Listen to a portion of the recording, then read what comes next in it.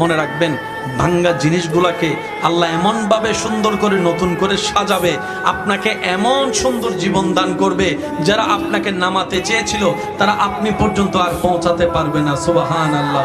যারা আপনাকে টেনে ধরে নামাতে চেয়েছে তারা অনেক পিছনে পড়ে থাকবে, আপনি রবের রহমত নিয়ে অনেক দূরে এগিয়ে থাকবেন।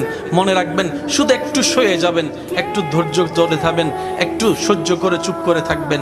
যত সইবেন তত পাইবেন, যত সইবেন তত পাইবেন। কোনো আফসোস নাই, কোনো আপত্তি নাই, কোনো হা হতাশ নাই। রবকে শুধু এতটুকু বলবেন, যখনই মন খারাপ হবে সিজদায় মাথাটা ঝুঁকিয়ে, ইয়া রব, আমি যা পেয়েছি কোনো কিছু পাওয়ার যোগ্যতা আমার কাছেই নেই, সব তুমি দয়া করে দান করেছো, সব তুমি দয়া করে দান করেছো।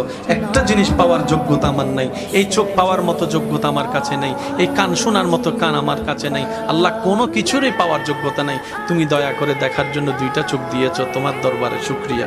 সুবহানাল্লাহ।